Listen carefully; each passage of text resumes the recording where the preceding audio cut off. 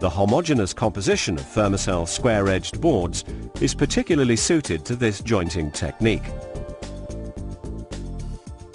As the installation continues, the next board is fixed with a screw in the lower left-hand corner.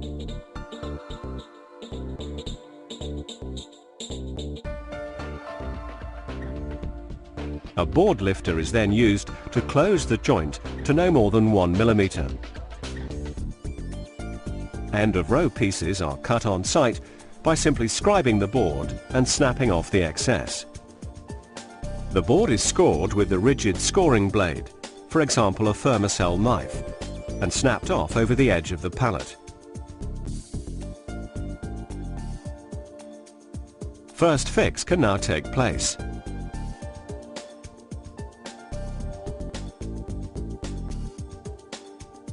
Electrical cables can easily be drawn through the preformed cutouts for transverse distribution.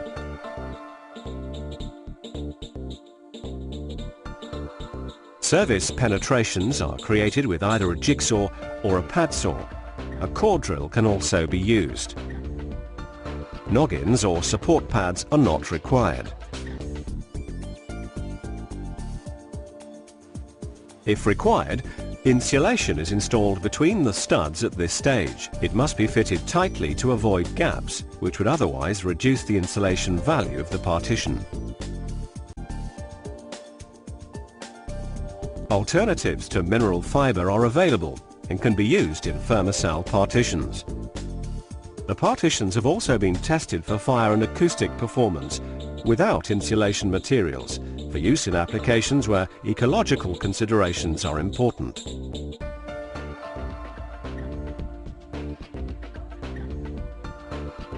It's important to ensure Fermacell boards are installed symmetrically on the same studs.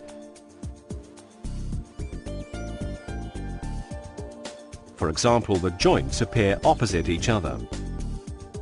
Staggering the studs, as in conventional drywall, may result in deformation of the partition. Where higher levels of sound or fire insulation are required, multiple layers of Fermacell can be fixed to each side of the partition. In this next sequence, we demonstrate double boarding, using a half-finished partition wall as an example. The first layer of 12.5mm board is fitted to the studwork using screws at 250mm centres.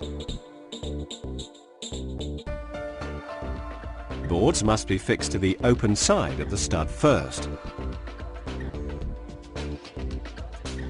It's not necessary to use joint stick on the first layer. The second layer is fitted with the joints offset by at least 250mm.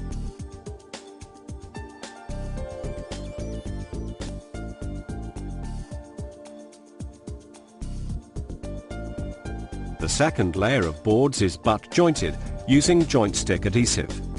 They may be fixed to the first layer with either diverging staples or Fermacell screws. Staples are applied at 120mm centres vertically and at 400mm centres horizontally. The strength of Fermacell allows screws or staples to be fitted as close as 10mm from the edge of the board without cracking. The same general principles apply to fixing Fermacell to timber studwork. Boards may be screwed or stapled, and as with steel studwork, a minimum 50mm fixing face is required. Boards are most effectively cut with a circular saw fitted with an integral dust extractor.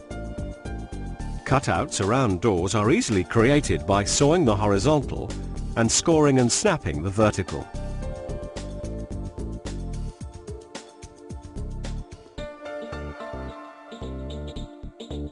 By notching the boards as shown, the joint is moved away from the area of highest stress.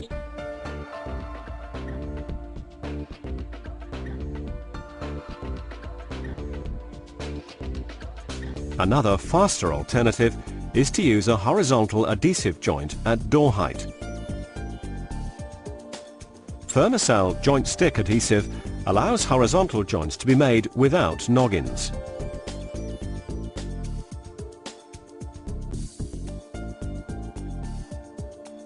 Where horizontal joints do occur, these should be offset to prevent cross joints being formed. The adhesive cures in about 24 hours. The excess adhesive is then simply removed with a decorator's scraper. The joints and screw heads are stocked using Fermacell joint filler. The joint is then ready for papering or tiling.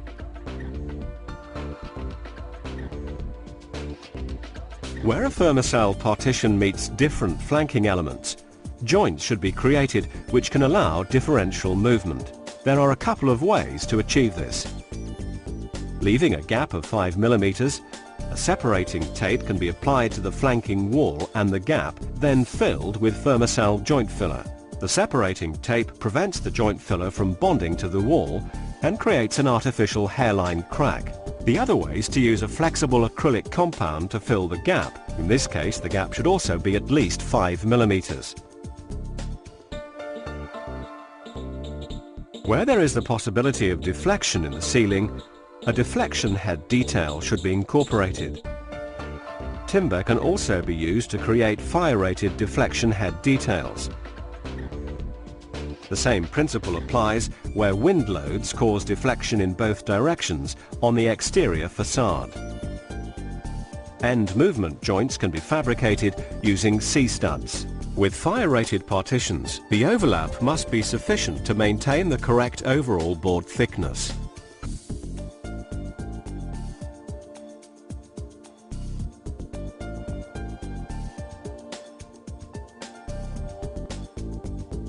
Expansion joints must be used when the wall length is greater than 8 meters.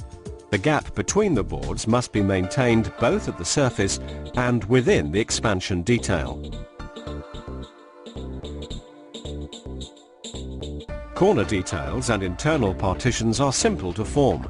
It is not necessary to use additional stud work in these areas.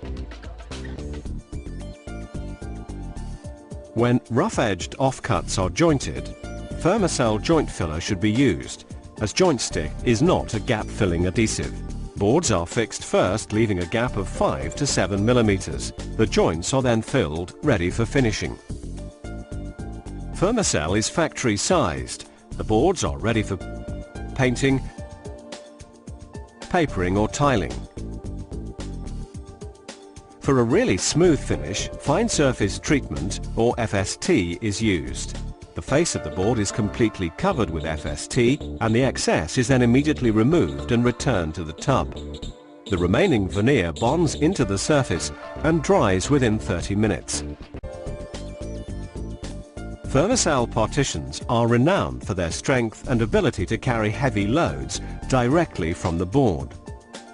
Wall-mounted fixtures such as shelves and cabinets can be fitted using ordinary screws without the need to place noggins behind the board.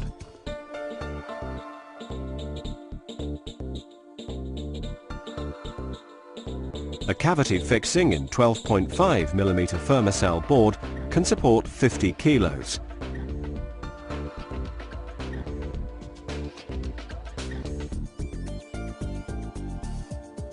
Even a 5 mm screw will carry a load of up to 30 kilos. Fermacell partitions provide a high-performance, cost-effective alternative to both conventional masonry and advanced dry lining techniques, particularly in relation to acoustic, fire and impact performance. The inherent moisture resistance and screw holding of the board gives a flexibility unrivaled in today's modern building techniques. Where conventional dry lining techniques are no longer considered adequate or masonry too time-consuming for modern building needs, the strength and durability of Fermacell provides a simple alternative. Whatever your requirements, there is a Fermacell option.